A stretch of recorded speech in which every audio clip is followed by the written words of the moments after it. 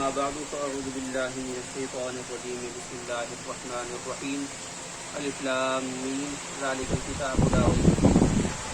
هدى للمتقين آمنت بالله صدق الله العظيم وقال رسول الله صلى الله عليه وسلم تعلموا القرآن وعلموه الناس أو كما قال عليه الصلاة والسلام وصدق رسول النبي الكريم الأمين ونحن على ذلك لمن الشاهدين والشاكرين والحمد لله رب العالمين مولاي صل وسلم دائما أبدا على حبيبك خير الخلق كلهم هو الحبيب الذي ترجى شفاعته لكل هول من الأهوال المقدم الحمد لله کے بعد اللہ تعالی ہمارا یہ سلسلہ نبی کریم رؤوف الرحیم صلی اللہ علیہ وسلم کی بارگاہ اقدس و دیکستنا میں درود شریف پڑھنے کا جاری و ساری ہے، اور سب سے پہلے آج کی اس محفل میں ہم ہدیہ تبریک پیش کرنا چاہتے ہیں، مبارکباد پیش کرنا چاہتے ہیں صاحب خانہ ہمارے بھائی جناب اسد بڑائی صاحب کو کہ جنہوں نے ماشاءاللہ اس سلسلے میں شمولیت اختیار کی ہے عملی طور پر یعنی ماشاءاللہ شیڈیول میں اب شامل ہو گئے ہیں، اپنے گھر اس خوبصورت سی محفل کا انعقاد کیا ہے۔ یقیناً یہ حوصلہ افزا اور نہایت خوشی کی بات ہے۔ اللہ تعالیٰ ان کو اور تمام اہل خانہ کو اور ہم سب کو اور ہمارے تمام اہل خانہ کو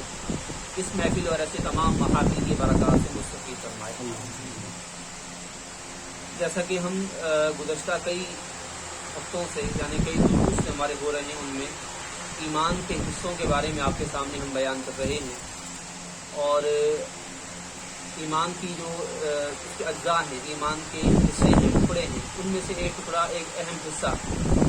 قرآن مجید فرقان حمید سے متعلق ہے، یعنی قرآن مجید کی قرأت کرنا یعنی پڑھنا، تلاوت کرنا، قرآن مجید کی تعظیم کرنا، اس کے حقوق ادا کرنا، اس کے عادات کا خیال رکھنا، یہ سب کے سب ایمان کے حصے ہیں، ایمان سے جڑے ہوئے ہیں، ان کے بغیر ایمان مکمل نہیں اور ایمان ان کے بغیر مکمل نہیں۔ قرآن مجید فرقان حمید اللہ تعالیٰ کا وہ کلام ہے جس کے بارے میں اللہ نے قرآن مجید میں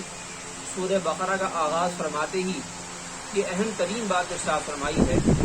کہ ذالک الکتاب لا ریب فیہ۔ پہلی بات تو یہ فرمایا کہ یہ وہ عظیم الشان کتاب ہے، تو اللہ نے بتا دیا کہ سب سے پہلی بات یہ کہ یہ کتاب عظمت والی ہے، یہ کتاب عظیم ہے۔ پھر آگے اللہ تعالیٰ نے ایک اور بات یہ فرمائی کہ لا ریب فیہ، اس کے اندر کسی طرح کا کوئی شک شبہ نہیں ہے۔ پھر آگے اللہ نے فرمایا کہ ھدی للمتقین، یہ کتاب ہدایت ہے متقین کے لیے، یعنی اللہ تعالیٰ نے اس طرح کتاب اللہ کا، اپنی کتاب کا، قرآن مجید کا تعارف کروایا۔ یہ وہ کتاب ہے کہ جو اللہ تعالیٰ کی طرف سے نازل ہوئی ہے، یہ کتاب اللہ تعالیٰ کا کلام ہے، یہ کتاب لوح محفوظ پر اللہ تعالیٰ نے لکھوائی، یہ کتاب جبریل امین علیہ السلام اللہ تعالیٰ کے حکم سے آسمان دنیا پر لے کر آئے۔ پھر یہ کتاب جبریل امین علیہ السلام اللہ تعالیٰ کے حکم سے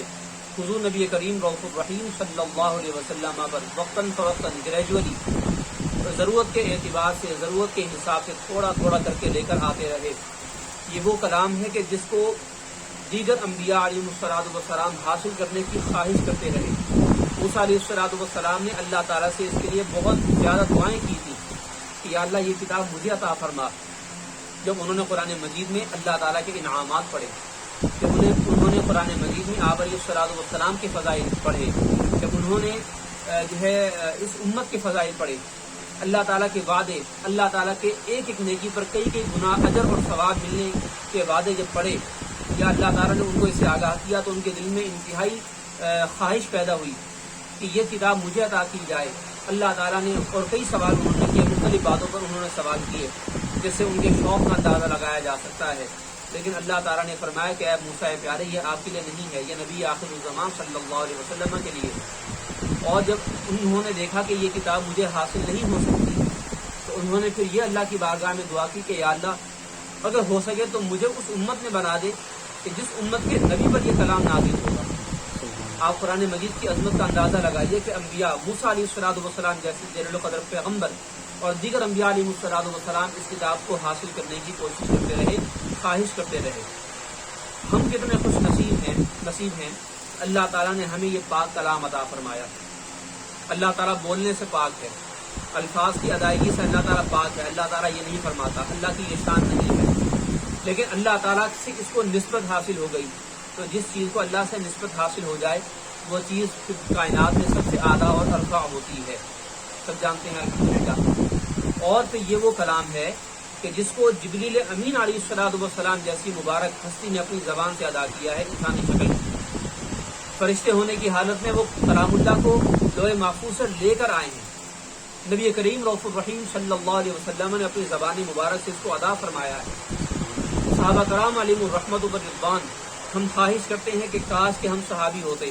کاش کہ ہم نے رسول اللہ صلی اللہ علیہ وسلم کا زمان مبارکہ پایا ہوتا، ان کی زیارت کی ہوتی۔ ہم کتنی خواہش کرتے ہیں، لیکن ہمیں وہ زمانہ نہیں مل پایا، ہم وہ سعادت حاصل نہیں کر پائے۔ لیکن خدا کی قسم قرآن مجید کی صورت میں اللہ تعالیٰ نے ہمیں وہ سعادت نہ صحیح لیکن اس کے باوجود بے شمار سعادتیں حاصل کرنے کا ذریعہ عطا فرما دیا ہے۔ قرآن مجید ہم پڑھیں، یہ ہم سوچ کر پڑھیں کہ یہ وہ الفاظ ہیں کہ جو ہمارے نبی کریم صلی اللہ علیہ وسلم نے اپنی زبان سے ادا فرمائے۔ ہم یہ سوچ کر پڑھیں کہ یہ وہ الفاظ ہیں کہ جو ہمیں ہمارے صحابہ کرام علیہم الرحمت والرضوان نے اپنی زبان مبارک سے ادا فرمائے ہیں۔ اگر ہم یہ سوچ کر پڑھیں گے تو ہم چشم تصور میں اسی زمانے میں پہنچ سکتے ہیں۔ ہماری حاضری آپ علیہ الصلوۃ والسلام کی بارگاہ میں ہو سکتی ہے کہ ہم اللہ تعالیٰ کا کلام پڑھ رہے ہیں جو ہمارے نبی نے پڑھا ہے، ہمارے نبی کی زبان مبارک سے وہ ادا ہوئے ہیں الفاظ، ہم بھی وہی الفاظ ادا کر رہے ہیں کہ اس طرح قرآن مجید کی برکت ہمیں حاصل ہو سکتی ہے۔ ہم نے قرآن مجید کے حوالے سے عرض کیا تھا تعظیم کے حوالے سے کہ امام بیہقی علیہ الرحمہ نے قرآن مجید کی تعظیم سے متعلق مختلف کثیر صورتیں بیان کی۔ ہم نے ان میں سے کچھ سلیکٹڈ صورتیں آپ کے سامنے بیان کرتی ہیں، جن میں سے کچھ بیان ہو چکی ہیں، باقی آگے سے کنٹینیو کرتے ہیں مختصر کر کے انشاءاللہ۔ فرماتے ہیں کہ ومن تعظیم القرآن الوقوف عند ذکر الجنۃ والنار والرغبۃ الی اللہ عز وجل فی الجنۃ والاستعاذۃ به من النار۔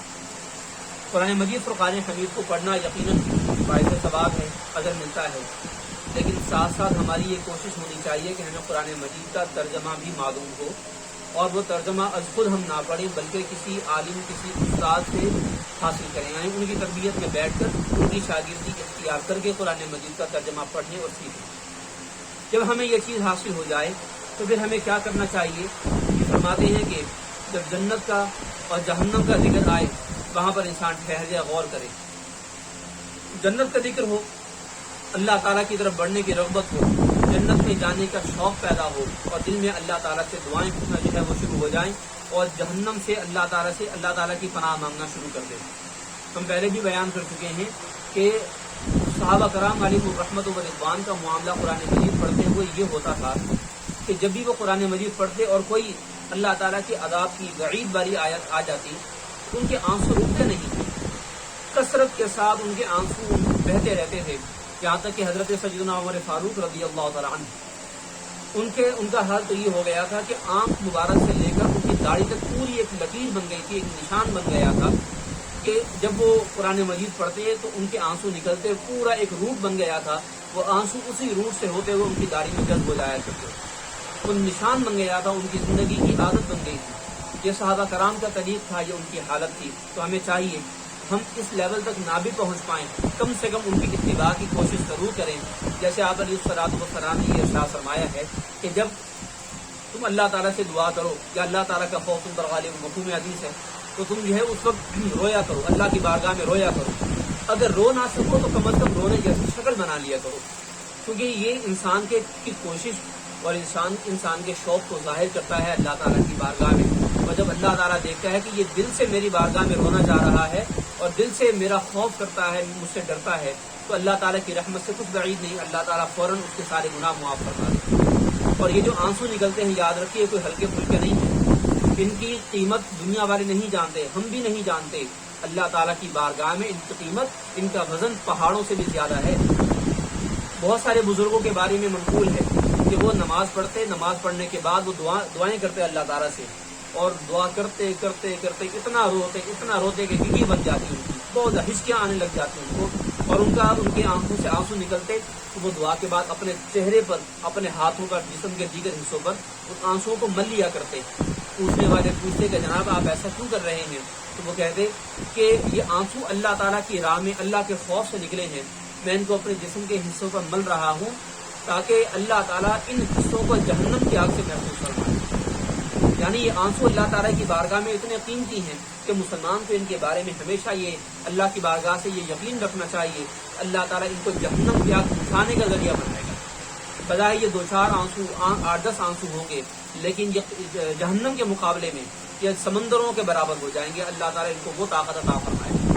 تو ہمیں چاہیے کہ قرآن مجید جب پڑھیں تو ہم ٹھہر ٹھہر کے پڑھیں، اور قرآن مجید میں جہاں جہاں ایسی باتیں آئیں جہاں پہ جنت کی یا دوزخ کی باتیں ہیں وہاں رک کر تھوڑا سا غور کریں، اللہ تعالیٰ کی نعمتیں یاد کر کے اللہ کا شکر ادا کریں، جنت کی دعا کریں۔ جہنم کی بات ہے تو اللہ تعالیٰ کا ڈر دل میں پیدا ہونا چاہیے، اور جہنم سے پناہ مانگنی چاہیے۔ آگے ہے کہ الاعتراف للہ تبارک و تعالی بما یقرر به عبادہ فی آیات القرآن، کہ اللہ تعالیٰ نے قرآن مجید کی آیات میں اپنے بندوں کے لیے جو چیزیں مقرر فرمائی ہیں ان کے اعتراف کرنا۔ اعتراف سے مراد اللہ تعالیٰ کی نعمتیں ہیں، ان کو ماننا، ان کا اقرار کرنا کہ بالکل اللہ تعالیٰ نے جو ہمارے لیے مقرر فرمایا وہ یقیناً ہمارے لیے بہتر ہے، نعمتیں ہیں ان کا شکر ادا کرنا، جو اللہ نے ہمارے نصیب بنائے ہیں، مقدر بنائے ہیں ان کو دل سے قبول کر لینا، یعنی راضی برضا ہو جانا، یہ مومنوں کی صفت ہوتی ہے، اس کو اختیار کرنا چاہیے۔ آگے ومنھا السجود فی آیات السجود، یعنی آیات سجدہ پر سجدہ کرنا، یہ قرآن مجید کا حق ہے اور قرآن مجید کی تعظیم ہے، اور اس کا آسان سا طریقہ آپ حضرات جانتے ہیں۔ اگر بندہ قرآن مجید کی تلاوت کر رہا ہو اور آیت سجدہ آ جائے، قرآن مجید کو بند کر دیا جائے، سائڈ پر رکھ لیا جائے یا خود سائڈ پر ہو جائے، اور وہاں پر وہ سجدہ آیت سجدہ کی کے حوالے سے نیت کرے، سجدے میں چلا جائے، 3 مرتبہ سبحان ربی الاعلیٰ کہہ کے اٹھ جائے، اس کا سجدہ پورا ہو جائے گا۔ اور اگر وہ باقاعدہ نماز کے انداز میں پہلے کھڑا ہو اور پھر ڈائریکٹ سجدے میں جا کر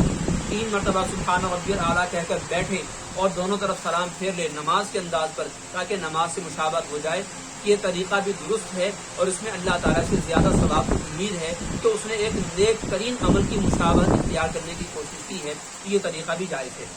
آگے ہے ومنھا اللہ یقرأ فی حال جنابت اور حیض، کہ مرد حضرات جنابت کی حالت میں اور عورتیں اپنے مخصوص ایام میں قرآن مجید کی تلاوت نہ کریں۔ کہ نہ کرنے کا مطلب حرام ہے، یعنی ان کے لیے ایسی حالت میں تلاوت کرنا، زبان سے پڑھنا، زبانی طور پر پڑھنا بھی حرام ہے۔ بے وضو شخص کو جس کا صرف وضو نہیں ہے وہ قرآن مجید کو چھو نہیں سکتا، لیکن وہ زبانی طور پر یا کہیں آیات لکھی ہوئی ہیں ان کو دیکھ کر زبان سے ان کو ادا کر سکتا ہے، پڑھ سکتا ہے۔ لیکن جو مرد حالت جنابت میں ہوں، جن پر غسل فرض ہو، یا عورتیں کہ جو ماہواری کے ایام میں ہیں، ماہواری میں ہیں، یا جیسے نفاس کا خون ہوتا ہے، یعنی بچے کے پیدا ہونے کے وقت جو خون جاری ہوتا ہے وہ والا خون جاری ہو جائے، تو ایسی حالت میں خواتین کے لیے پڑھنا حرام ہے، جب تک وہ پاک نہ ہو جائیں، ان کے لیے زبانی طور پر پڑھنا بھی جائز نہیں ہے۔ آگے ہے کہ وہ اللہ ومنھا، اور اس میں ایک تعظیم کی صورت یہ ہے اللہ یحمل المصحف ولا یمسہ فی غیر حال الطہارۃ، زبانی طور پر اپنے آپ کو بتایا کہ جب وضو نہ ہو تو زبانی طور پر پڑھا جا سکتا ہے، دیکھ کر زبان سے پڑھا جا سکتا ہے۔ اچھا، جب جنابت کی حالت ہو اور سامنے قرآن مجید کی آیت لکھی ہوئی ہو، زبان سے نہ پڑھے، اس کو دل میں پڑھ سکتا ہے، سمجھ سکتا ہے، ایسا نہیں کہ دیکھنا ہی ناجائز ہو جائے۔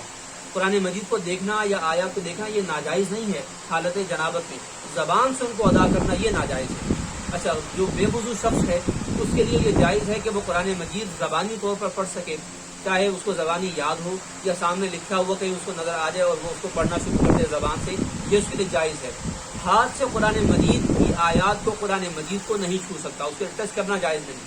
دور جدید میں جیسے موبائل ہے، ٹیبلیٹس ہیں، جو ڈیجیٹل چیزیں ہیں، ان میں قرآن مجید اب جو ہے وہ موجود ہوتا ہے، اس کو چھونا ہاتھ سے، چاہے حالت جنابت ہو یا بے وضو ہونے کی حالت ہو، ان دونوں حالتوں میں اس کو چھونا جائز ہے۔ کیوں؟ کیونکہ وہ قرآن مجید نہیں ہے، بلکہ وہ بیسیکلی ریز ہیں، ایک وہ یوں سمجھ لیں کہ ایک ریفلیکشن ہے آپ کے سامنے ان ریز کا، اور آپ اس بجلی اس روشنی کو آپ چھو رہے ہیں یا اسکرین کو آپ چھو رہے ہیں، جو قرآن مجید کے اوپر نہیں ہے بلکہ ان ریز کے اوپر ہے۔ تو قرآن مجید ان کے اندر ایک عکس کی صورت میں موجود ہے، لہذا اس کو چھونا جائز ہے، لیکن جو جنابت والا ہے اس کے لیے پڑھنا جائز نہیں۔ آگے ہے کہ ومنھا تنظیف الفم لاجل القرآن بالسواک والمضمضۃ، وضو ہوا ہوا ہے، انسان پاکیزہ حالت میں ہے، یا وضو نہیں ہوا ہوا اور اس نے زبانی پڑھنا ہے، تو اس کو چاہیے قرآن مجید کا ادب کرتے ہوئے وہ اگر اس کے بعد مسواک ہے یا دور جدید میں ٹوتھ برش ہے،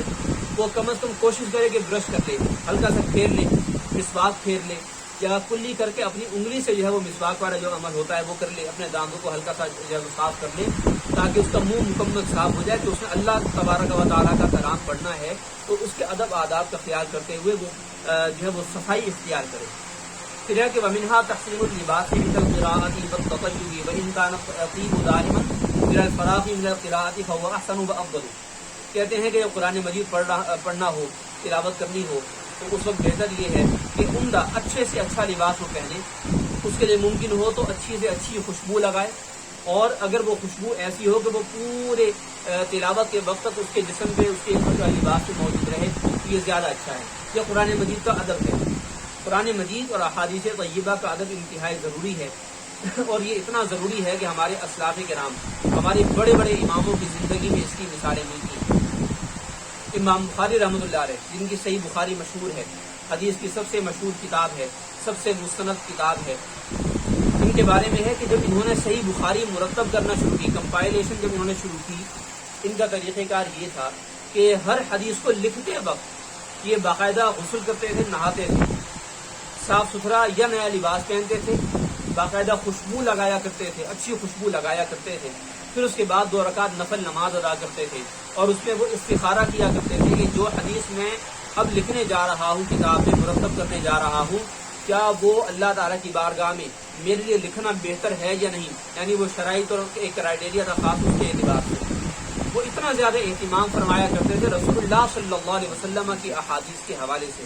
اور قرآن مجید کا معاملہ تو اس سے کئی گنا افضل ہے، کئی گنا اعلیٰ ہے کہ قرآن براہ راست اللہ تعالیٰ کا کلام ہے، وحی مطلوب ہے، اللہ تعالیٰ کی وحی ہے۔ اس کے لیے جتنا ممکن ہو بتانا یہ مقصود ہے، علماء ہمارے یہ بتاتے ہیں کہ جتنا انسان کے لیے ادب آداب ممکن ہو قرآن مجید کے حوالے سے، دینی معاملات کے حوالے سے، وہ ضرور ان معاملات، ان اہتمامات کو جب اختیار کرے، اہتمام کیا کرے۔ ومنها أن يجهر بالقراءة بالليل ويسر بهما في النهار إلا أن يكون في موضع لا لغو فيه ولا سخط۔ کہتے ہیں کہ رات میں چاہیے کہ وہ اونچی آواز سے قرات کرے، اور دن کے اندر وہ اس کو چاہیے کہ وہ ہلکی آواز سے قرات کرے، البتہ اگر وہ ایسی جگہ پر ہے، دن کے اندر ایسی جگہ پر ہے جہاں کوئی شور شرابہ نہیں ہے، یعنی وہاں پر لوگ نہیں ہیں، کوئی رش نہیں ہے، کوئی سننے والے نہیں ہیں، تو وہاں پر بھی وہ اونچی آواز سے دن کے وقت میں پڑھ سکتا ہے۔ اس کی وجہ کیا ہے؟ وجہ صاف ظاہر ہے کہ رات کے وقت میں جب بندہ پڑھے گا قرآن مجید، جب پڑھا جا رہا ہو تو سننے والے پر واجب ہے کہ وہ خاموشی سے سنے، اس کا ادب کرے، اس کا احترام کرے، اور اپنے کام کو وہ چھوڑ دے اور اپنی باتوں کو وہ چھوڑ دے۔ قرآن مجید اب سنے گا کیونکہ اللہ تعالیٰ کا فرمان ہے فَإِذَا قُرِئَ الْقُرْآنُ فَاسْتَمِعُوا لَهُ وَأَنصِتُوا، کہ جب قرآن پڑھا جا رہا ہو تو بالکل خاموش ہو جاؤ اور غور سے سنو۔ تو اب جو بندہ قرآن مجید پڑھ رہا ہو اور آس پاس کچھ لوگ موجود ہوں، یقیناً ان کے کام کاج میں، ان کے معاملات میں حرج واقع ہوگا، پریشانی واقع ہوگی، اور اس لیے چاہیے اس بندے کو کہ وہ دن کے وقت میں جب لوگ موجود ہوں تو ہلکی آواز سے قرات کرے، اتنی آواز سے کہ وہ صرف وہ خود سن سکے، لوگوں کے سامنے اونچی آواز سے نہ کرے۔ اسی وجہ سے جو قرآن خوانی ہمارے ہاں ہوا کرتی ہے اس میں یہ اصلاح کا پہلو ہے کہ یہ بتایا جانا چاہیے کہ بچے یا جو بھی پڑھنے والے لوگ ہیں وہ ہلکی آواز سے قرآن مجید کی تلاوت کریں، کیونکہ ہر بندہ قرآن مجید کی تلاوت کر رہا ہے، اور ہر ایک پر واجب ہو جائے گا کہ وہ خاموش ہو جائے اور خاموشی سے دوسرے کی قرات سنے، تلاوت سنے، جبکہ یہ ممکن نہیں، بلکہ سارے کے سارے اسی مقصد سے جمع ہوئے ہیں کہ وہ قرآن مجید کی تلاوت کریں گے۔ لہذا چاہیے کہ ہلکی آواز سے قرات کی جائے، اور رات میں چونکہ عام طور پر لوگ سو رہے ہوتے ہیں، یا بندے جس نے قرات کرنی ہوتی ہے، تلاوت کرنی ہوتی ہے، وہ ایک الگ کونے میں، ایک الگ کمرے میں بیٹھتا ہے، تو اگر تھوڑی سی اونچی آواز سے تلاوت کرے گا بھی اس میں کوئی حرج کی بات نہیں ہے۔ آگے ہے کہ وَمِنْهَا أَلَّا يَقْطَعُ السُّورَةَ لِمُكَالَمَةِ النَّاسِ وَيُقْبِلَ عَلَى قِرَاءَتِهِ حَتَّى يَفْرُغَ مِنْهَا۔ جب وہ کوئی سورت پڑھ رہا ہو، خاص طور پر جو چھوٹی صورتیں ہیں، اور درمیان میں کوئی بات کرنی پڑ جائے یا کوئی سوال کر لے، کسی بندے سے کوئی بات کر لے، تو بہتر یہ ہے کہ جب تک وہ اس صورت کو پورا نہ کر لے، اگر ممکن ہے تو جب تک وہ صورت کو پورا نہیں کر لیتا تب تک وہ اس بندے سے بات چیت نہ کرے، اس کا جواب نہ دے۔ آگے ہے کہ وَمِنْهَا أَنْ يُحْسِنَ صَوْتَهُ بِالْقِرَاءَةِ أَقْصَى مَا يَقْدِرُ عَلَيْهِ، جتنا ممکن ہو اپنی آواز کو اچھا کرے۔ جیسے ایک مشہور ہے ہمارے ہاں جناب خان حضرات، ان کے حوالے سے مشہور ہے، حقیقت یہ اللہ تعالیٰ جانتا ہے بہتر، کہ وہ میٹھا پان کھایا کرتے ہیں، جس سے ان کا خیال یہ ہے کہ گلا بہت اچھا ہو جاتا ہے، گلا کھل جاتا ہے، بلغم نہیں جمتا، اور ان کے لیے آواز نکالنا اور معاذ اللہ ان کے لیے راگ لگانا، سر لگانا ان کے لیے بڑا آسان ہو جاتا ہے. تو یعنی وہ نعت خوانی کے لیے معاذ اللہ دنیاوی مقصد کے لیے وہ اپنے گلے کو صاف ستھرا کر دیں. نعت خوانی آخرت کا یہ اچھا مقصد ہے، دینی مقصد ہے، لیکن یہ سر لگانا، لوگوں کے سامنے اپنی واہ واہ کے لیے اچھی طرز لگانے کے لیے یہ کرنا، یہ دنیاوی مقصد ہے، دنیا کا مقصد ہے، اس لیے ہم نے اس کو دنیاوی مقصد کہا ہے. تو وہ اس کے لیے جب وہ اپنے گلے کو اتنا صاف ستھرا کرتے ہیں اور اتنا اہتمام کرتے ہیں تو قرآن مجید کے لیے ہمیں زیادہ کوشش کرنی چاہیے کہ ہم جو ہے وہ جو ہائیجینک چیزیں ہیں وہ کھائیں، یعنی گلے کے لیے جو نقصان دہ چیزیں ان سے اوائڈ کریں اور اپنی آواز کو اچھے سے اچھا رکھیں اور پڑھنے میں زیادہ اچھے طریقے سے اپنی آواز نکالیں، تلفظ زیادہ سے زیادہ اچھا ہو. آخری دو باتیں ہیں کہ فمنھا اللہ یرتل القرآن بلا یدہی ہذا، کہ قرآن مجید یرتل القرآن، وہ قرآن مجید کو ٹھہر ٹھہر کے پڑھیں. بعض اوقات ہوتا ہے کہ قرآن مجید کو پڑھنا بعض اوقات نہیں آتا، وہ ایسی روانی میں پڑھتے چلے جاتے ہیں کہ ان کو پتہ نہیں ہوتا کہ وہ صحیح بھی پڑھ رہے ہیں کہ نہیں. ان کو چاہیے کہ وہ قرآن مجید کو آہستہ آہستہ پڑھیں، اس کو سمجھنے کی، اس کو ادا کرنے کی کوشش کریں. تو یہ نہ سمجھے کہ جی ہمیں آتا ہے، ہم نے پڑھا ہوا ہے، بچپن سے پڑھا ہوا ہے، عمریں گزر گئی ہیں لہٰذا ہم ایسے پڑھیں گے. نہیں، قرآن مجید کو ٹھہر ٹھہر کے پڑھنا چاہیے. اللہ کا حکم ہے کہ ورتل القرآن ترتیلا، کہ قرآن مجید کو ٹھہر ٹھہر کے پڑھنا چاہیے. آگے ہے کہ اللہ یقرأ القرآن کلہ فی اقل من ثلاث، جب پورے قرآن مجید کی تلاوت کرنی ہو تو کم سے کم وہ 3 دن لگائے. 3 دن سے پہلے وہ قرآن مجید کو ختم نہیں کرے، کیونکہ آج نبی کریم صلی اللہ علیہ وسلم نے یہ ارشاد فرمایا ہے کہ جس شخص نے قرآن مجید کو 3 دن سے کم وقت میں ختم کیا تو گویا اس نے قرآن مجید کو سمجھا نہیں، یعنی قرآن مجید کو پڑھنے کا حق ادا اس نے نہیں کیا. اس لیے ویسے قرآن مجید کو مکمل ہمیں کرنا چاہیے، بار بار مکمل پڑھنا چاہیے. اگر کوئی شخص یہ کرتا ہے تو اس کو چاہیے کہ وہ زیادہ سے زیادہ تو پڑھے، لیکن جب ختم کرنے کا معاملہ ہو تو پھر وہ کم سے کم 3 دن لگائے.